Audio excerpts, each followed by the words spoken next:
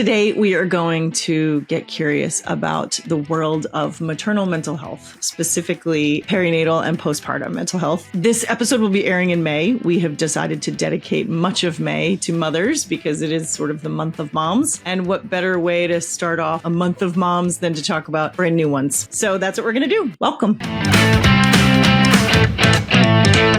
So as usual, I'm going to start with a story, and that is the story of why postpartum mental health is important to me. And it's not just postpartum. We talk about it that way, like it's just after you've had this baby.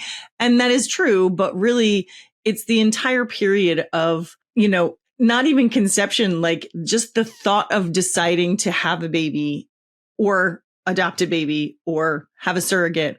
Any of those things. We've learned that a lot of this postpartum mental health journey begins at the beginning of your trip into parenthood. The fertility journey, the issues of how the baby comes into your life, the issues of how you want the baby to come into your life. All of those things are factors in the mental health of the parents involved, no matter what. So I'm going to say postpartum just because that's what we all say, but really I'm talking about that whole experience when I talk about this stuff. And my passion for it is twofold. One, and actually this isn't even the first reason, but it is a reason. I had postpartum depression, I believe. It was undiagnosed, and I didn't really fully realize it until this was with my first child, and I probably didn't realize I had it until my second child, and the experience was wholly different. And which is interesting. And we'll get to that when I talk about some risk factor stuff, because oftentimes when you have it once, you have it again and again. So it was interesting that I had a completely different experience with my second one than I did with my first one. Also, my second one was born at a time in my life where you might expect me to be depressed. There was a lot of other really awful and sad things happening when my second child was born. And so it's weird that the depression came. Well, it's not weird. It makes me sure that it was depression when I had it with the first one, because there was no sort of external factor. It was strictly just came on as postpartum depression does. And that was that. I have since learned, since I had it, that, in the 22 years since I had it, I have since learned that we say postpartum depression, but it really encompasses a whole host of mental health challenges, including anxiety, including OCD, including sometimes psychosis. And often what you read about in the news or what you see on TV or what you hear through the grapevine is so outrageous or such extreme cases that there's a lot of misinformation out there about what actually these mental health challenges are. So that's another reason why it's so important to me, because there's a lot of stuff out there that isn't true and that just puts that much more pressure on moms. So I had it myself. It was undiagnosed. It was untreated. It was really unnoticed by everybody except my husband and I think. And I have since working as a mental health professional, have encountered, in the beginning, it was kind of accidentally, the women that I was working with. I wasn't specifically saying that I was a postpartum mental health person. I wasn't asking for those clients. In fact, I didn't get a lot of postpartum by definition. What I got was a lot of women who had struggles in their lives and came to therapy. And when we realized somewhere in the conversation that they had postpartum something, whether it was anxiety or depression or whatever, that went untreated, that went unrecognized, that went unsupported, all of those things.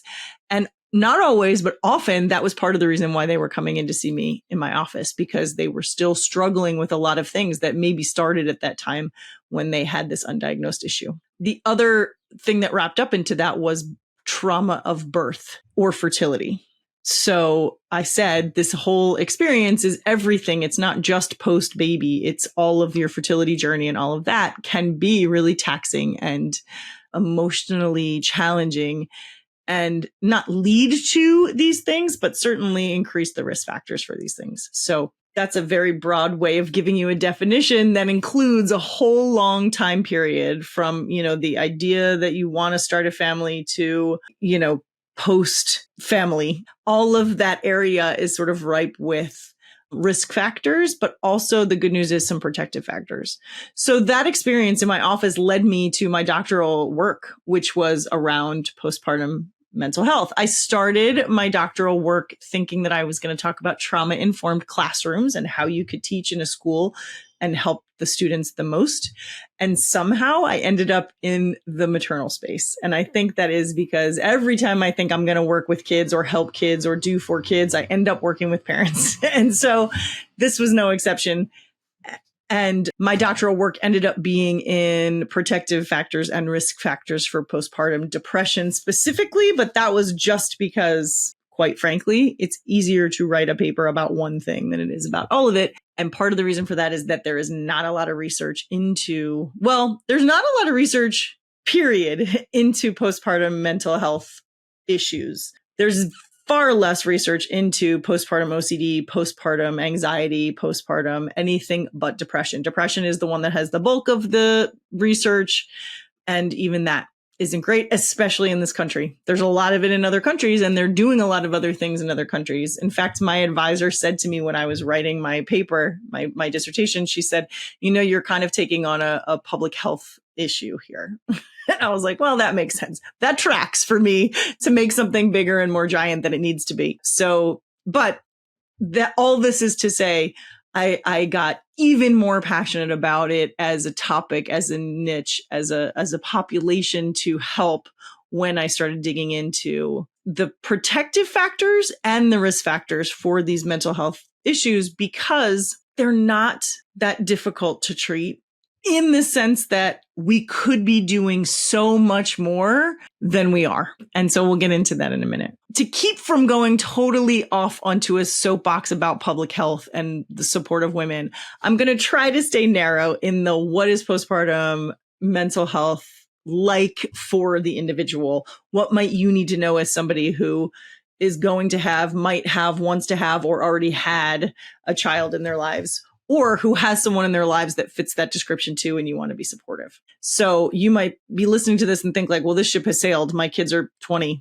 but you might have a kid that has a kid someday, or have a good friend who has somebody, or, someone in your community that needs you to hear this. Let's put it that way. So let me start with what's normal, because and I even hesitate to use that word because somehow normal has become a dirty word. It's become almost judgmental in its definition. And so I don't mean it that way. What I mean is, one of the things I used to see, and one of the things I absolutely did myself, was when feeling miserable or when feeling anything really, women either decide, well, I guess this is just how you feel after having a kid or after bringing a kid into the world or when you become a mother. I guess you just must feel this way.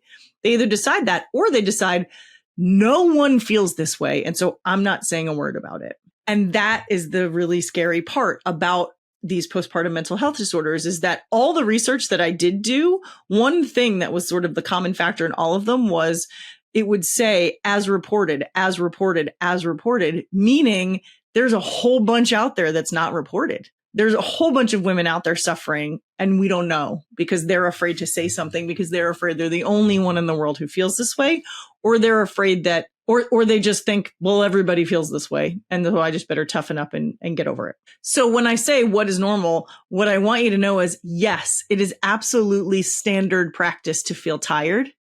It's absolutely standard practice to feel overwhelmed sometimes.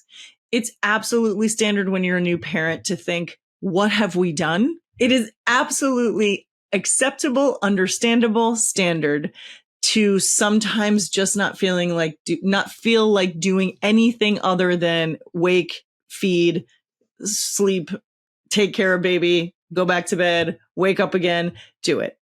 Some of that is to be expected. It is a very exhausting thing that you've just done. Whether you physically birthed a child yourself or not, you are going through hormonal changes. You are going through lifestyle changes. You're going through identity changes. So many things are up in the air after you have a child that it is perfectly within your rights to feel off for some of the time. That said, you shouldn't have to feel exhausted, sad, anxious, anything extreme.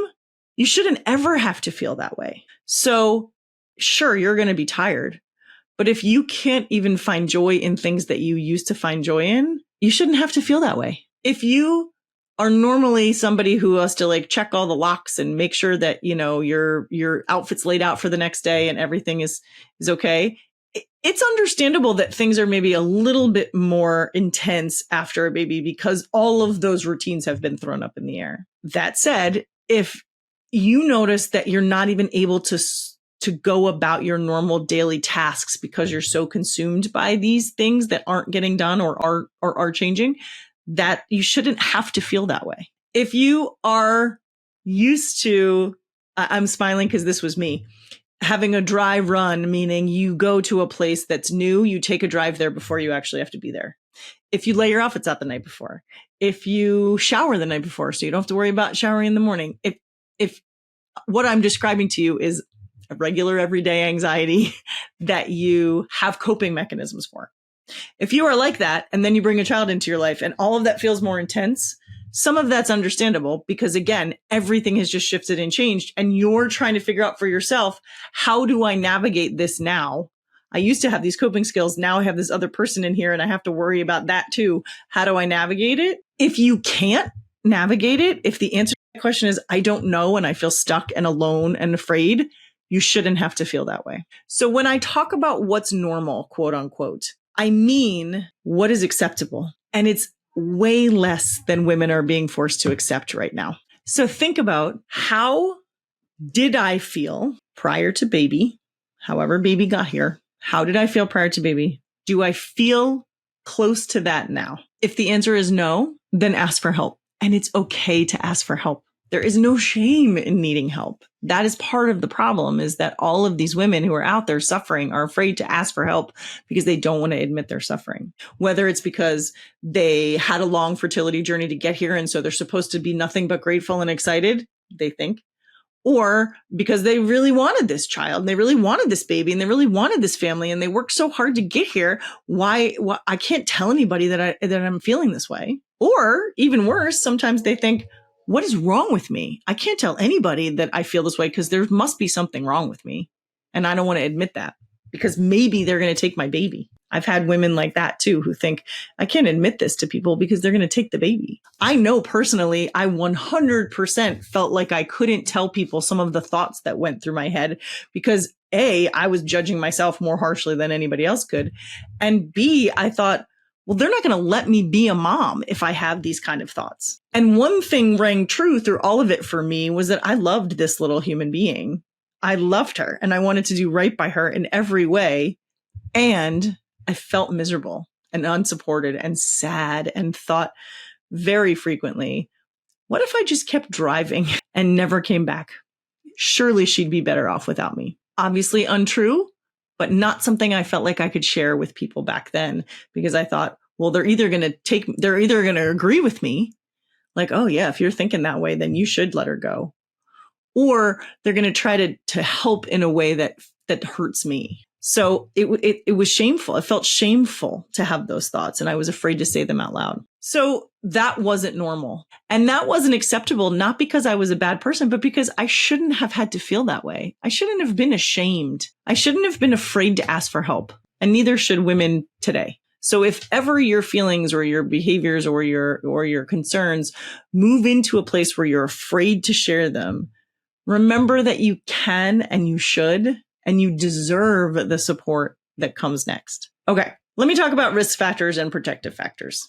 And then we're going to talk about what you can do at every stage to sort of help yourself as much as possible and hopefully create a team of people that can help you too. So number one risk factor is kind of obvious, and it's any kind of history of mental health issue. So what's interesting here as a trauma therapist is that I have a little bit of a hot take on this, in that I think it's easy to write in a research paper, a risk factor for depression is depression. Duh, right? If you already have depression, if you're on a depression medication, if you're on an anxiety medication, if you've already been in therapy for these things, then you have a higher risk of having them after a baby.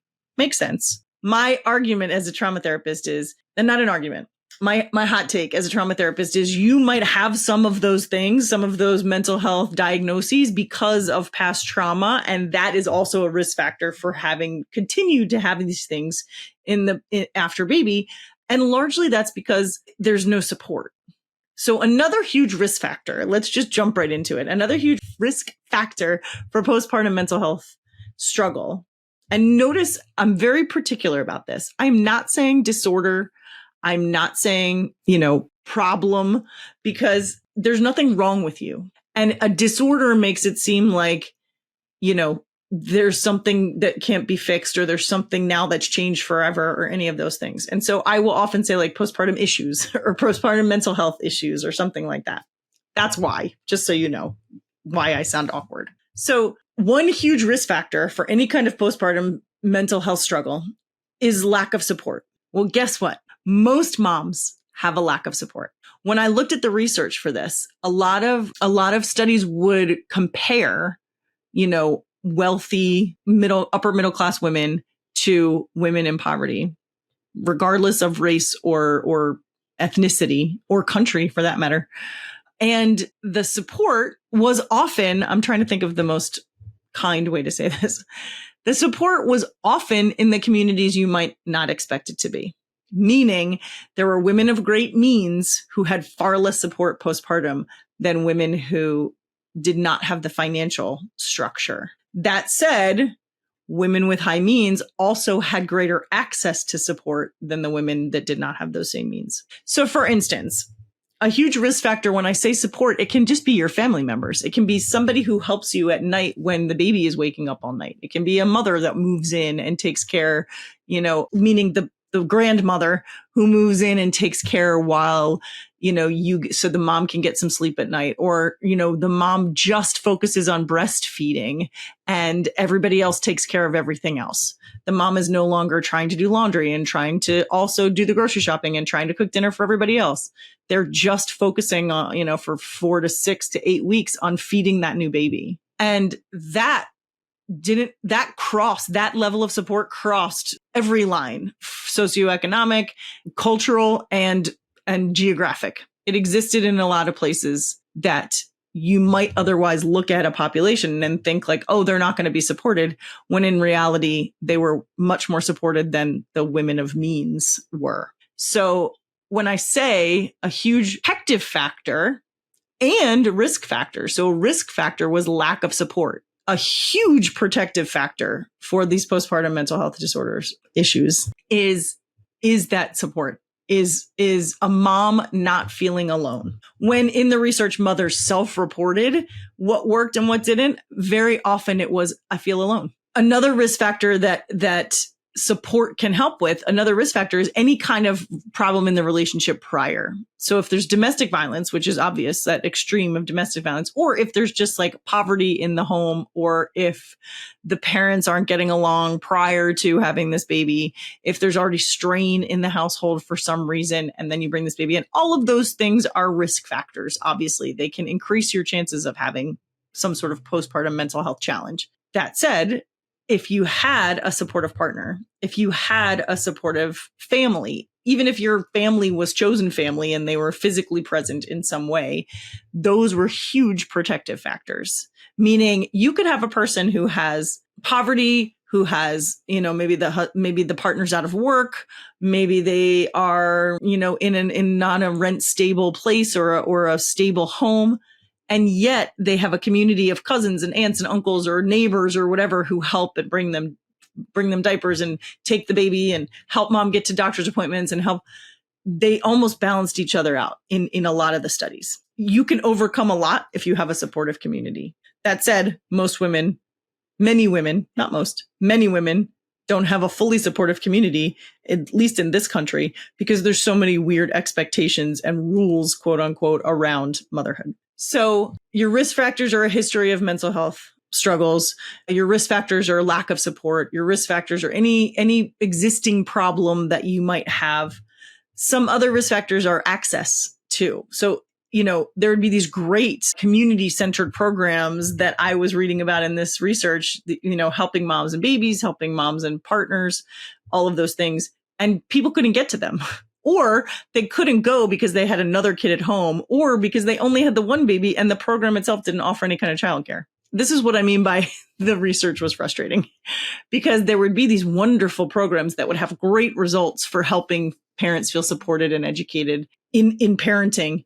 And people couldn't get to them, or they dropped out because they made it to one session and then couldn't make it to the rest of the sessions. And so then the numbers were skewed and we didn't really know if it worked or not. But what we did know was that if you couldn't get there, you couldn't access it. And that access is a risk factor for postpartum mental health struggles because you're not feeling supported and you don't have the education. One of my favorite protective factors is and was and became the crux of my paper, empowerment. Isn't that amazing?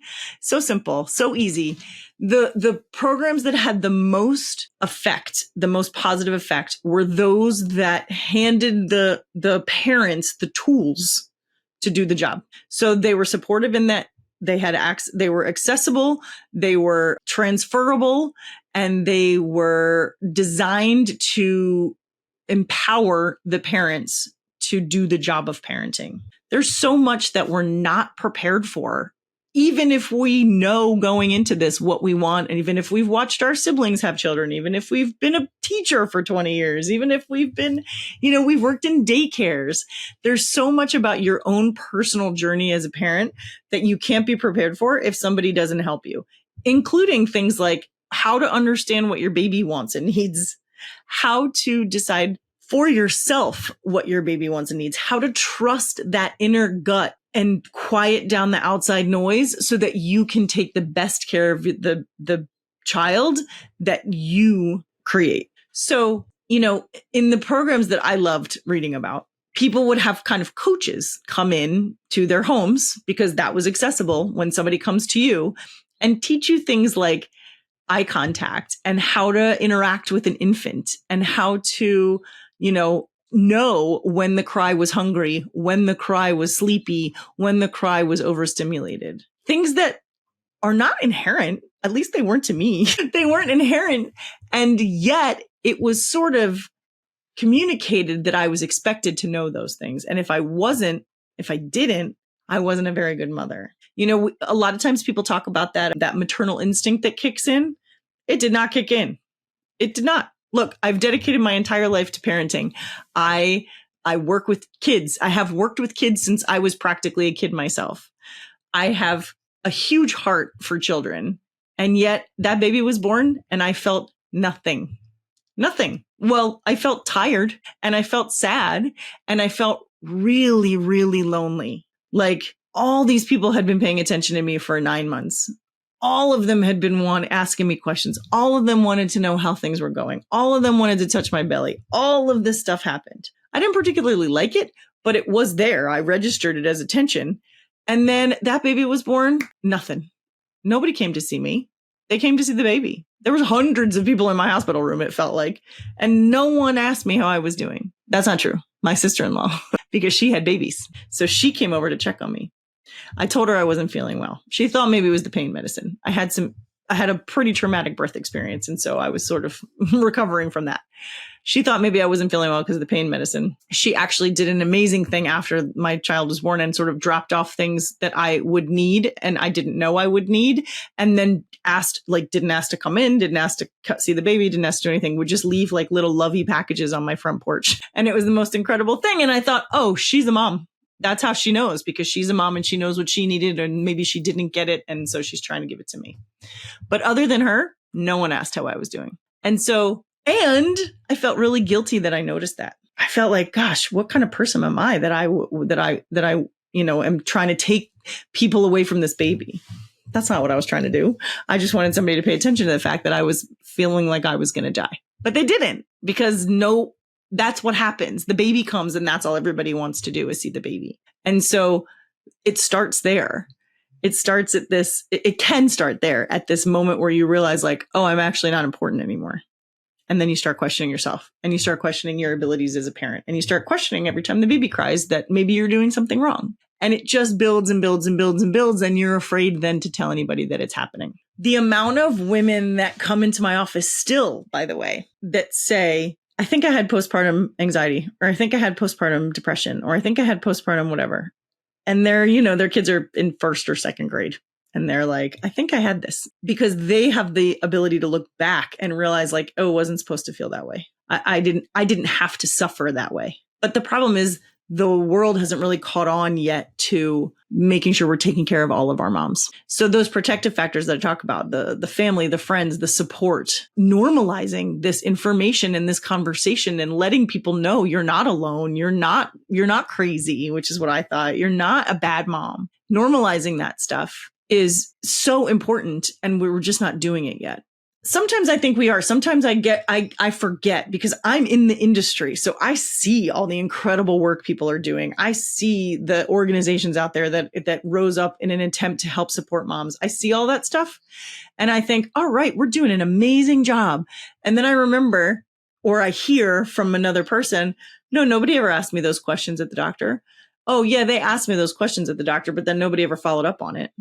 Nobody did anything about it. Nobody knew where to send me. Nobody knew. I asked for help and nobody knew where to help me. So I have to remember, even though I think we're making great strides, the bulk of women still don't know what's available to them and accessible to them because a lot of times it isn't available and accessible. So again, I could go on and on about the public health aspect of this, but I will get back to what can you do? So what you can do before you embark on a journey to start a family is really be honest with yourself and your partner about what your expectations are. Because one of the biggest things I see is that people get kind of caught up in the day-to-day practicalities of bringing a child into their life. Again, no matter which way. And they can end up underneath a pile of questions and concerns that they're too afraid to talk to about anything with anybody because they have these ideas in their head of what it's supposed to be, and it isn't that.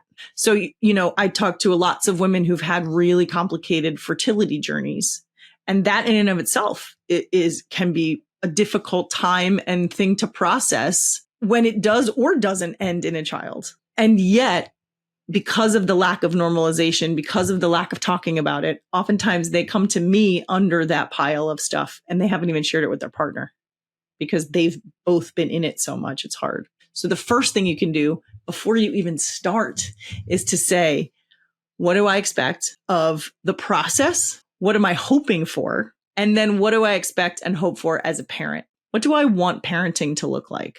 What do I know it's going to be? And what do I think it's going to be? And what am I afraid it's going to be? Again, I might have said something to someone if my husband and I had talked before the baby came about how are you supposed to feel afterward? Am I safe to tell you if I don't feel good? Is he safe to tell me if he doesn't feel good? This is not just a mom thing. So being open with each other about your expectations for what the journey looks like. I have a whole class that I teach called Baby Proofing Your Relationship because there's so much about parenting that we don't talk about explicitly. And then it ends up being an issue down the road. And we could have avoided a lot of that by just setting out some examples and some expectations to begin with. So before you even start your journey, talk to your partner. What do I think this is going to look like? What do I expect? What if we can't conceive a baby? What do we want to do about that? So setting those boundaries beforehand, setting those expectations with each other beforehand for the entirety of the journey. Some of you and me to some degree, we don't have the luxury of beforehand. Sometimes a baby's just coming and you better figure it out. That's okay too. You still have time because if you haven't talked about it before and you find yourself in the process somehow, either you're in a fertility process or you're pregnant and trying to figure out what's next, you can still have the conversations of, oh, what do I expect now? What do I expect of parenting? What do I expect? What's going to happen if? What if I, don't feel like getting out of bed? What if I, whatever? Again, the normalization of there's a gamut of things. There's something called the baby blues, which is a time period right after you have a child where you kind of just feel off and not so great and pretty sad. And the problem with baby blues is that oftentimes when you go for your exam after a baby comes, the doctors may dismiss whatever you're feeling as that. Again, that's a problem for another day and an issue for another podcast. But if you are prepared, let's go back to that empowerment as a protective factor. If you are prepared with your expectations and whatever knowledge you can glean before they come, then it's going to feel a little differently if and when things don't go the way you expected them to go. So before and even during the baby coming to your life process, talk about your expectations, read up on what could happen, and also find communities of support. They are definitely out there. especially now with everything on social media and online. Postpartum Support International is a great place to start. Even if that's not where you end up, start there because they will give you in person, online, phone, a million different ways to connect to people for a variety of different postpartum mental health experiences and a variety of lived experiences. They've got a group for everybody. So start finding support systems, both outside of your circle and inside your circle. Who are your people going to be? I told you my sister-in-law showed up with like packages I didn't even know I needed. Do you have anybody like that? Or do you have anybody that you can say, I'm going to need this on this date. I'm going to need you to come and do laundry. I'm going to need you to do this. Can I count on you to be there for me in the first 2 weeks? Talk about maternity leave, talk about paternity leave, talk about, whatever other leave anybody's going to take. How is it going to look for you to be supported during this time period? During, meaning anytime in that perinatal period or postpartum period, or once you've adopted the baby, once the surrogates had the baby, anytime during that period, don't be afraid to ask for help. Be honest how you're feeling with at least one or more trusted people. Ask your doctors before this baby comes how they handle things like postpartum depression and postpartum anxiety so that you can not only alleviate some of your stress of not knowing, but also you can help them to be on alert for, oh, maybe I need some different resources or some different help. Because at least where I live, in the state where I live, it is a law that they have to evaluate you, but that's it. That's the only law. So you might get a 5-question quiz that asks you how you're feeling, and you either answer it honestly and nothing happens, or you answer it dishonestly because you're afraid something's going to happen. And either way, you don't get the support you need. So be honest during the entire process, how you're feeling, asking questions. You deserve the support and you deserve not to have to feel alone and scared and sad or anxious. Don't be afraid to say if you are. I have some great books I'll share at the end too about some things you might have. I told you I used to have a thought maybe every day. I don't know. Every time I was in the car on my way home from work. So this was at least 3 months after she was born, thinking if I just keep driving past the entrance to my neighborhood, if I just keep driving and don't come back here, wouldn't she be better off? I had that thought a lot. And so while I never had thoughts directly of harming her, I definitely had thoughts of leaving, then thinking that would be better for her. Those are really scary thoughts and they made me feel really bad about myself. But if I had been honest about them sooner, I probably would have had better care because someone would have said, oh, that sounds really bad and you shouldn't have to feel that way. Not someone, my husband. I'm not sure we together then would have been able to figure out, okay, which doctor do we need to go to? Because you don't know which one is appropriate until you do a little bit of that due diligence. So that's something else to prepare for. Not only are you talking to your partner about what you expect, you're talking to your care team about what you expect, you're talking to family, you're kind of gathering a support system for yourself so that during you aren't afraid to ask for help and you aren't afraid to be honest and to know it's never too late to ask for help or to be honest. The other one I want to touch on is what can you do for other people? So maybe you're listening to this right now and you're like, my baby days are over. I don't need to worry about this anymore. A few months back, I did an episode where I asked women and men actually, what was the best thing that happened to them after they had a baby? And almost universally, the specifics weren't universal, but the general universal best thing was support from people doing stuff. So, and that had to include not asking the person what they needed them to do in a way that like you couldn't figure out yourself. So for instance, many people said, my mother came and did the laundry. My sister came over and for 2 weeks and did the midnight feeding. My best friend came over and cooked dinners for 4 nights. Like it was all about someone came to me, did a thing that I didn't have to do and took care of the whole thing soup to nuts. The person who cooked dinner came, planned, bought, came, cooked, cleaned up. It was the whole thing so that the parents didn't have to think about it. In a lot of cases, when somebody had another kid at home, somebody came and took that other kid and not, in a bad way, like took them out for the day or took them out, or took them overnight for a couple nights. Like it was every best thing, quote unquote, was someone did this thing for me that I then didn't have to do for myself. And usually that best thing required the parents not having to make any kind of decisions or requests or anything like that. Because I don't know a single parent who likes saying, I need help, please do this for me.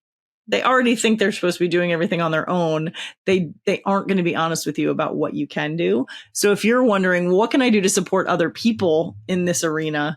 It is just do for them. Don't ask them. Be like my sister-in-law and leave a bag of sanitary napkins and easy to eat with one hand snacks on the front porch, and don't bother them.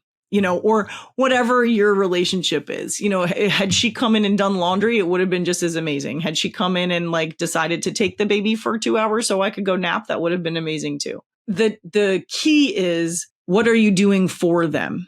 It's not about you, and it's not about you visiting the baby, and it's not about you getting time with them. It's about you doing for them. That's how you can support somebody in their post new baby time. Okay, my last message. If you are a mom listening to this who's in the middle of it, or who's about to be in it, or who has just been in it, please know that you don't have to feel this way. You don't have to be sad or so anxious you can't leave the house, or so worried about how many folded onesies there are or how they're folded that it's keeping you up at night or keeping you from doing things you love. You don't have to feel that way. Parenthood does not have to include suffering. If you are somebody who is out of it and needs help still, that's okay too. It's okay to go to an office 4 years after the baby's born and say, I think I had postpartum mental health issues. I need some support around it now. It's beautiful. I'm here if you need it. If you are somebody who doesn't want this to happen to someone else, then be the support that they don't even know they need yet. I hope that whoever is listening to this hears whatever they need to hear today, because I remain passionate about the power of parents and the amazing things that happen when we empower parents to do the job they so want to do. Thank you for listening. Until next time.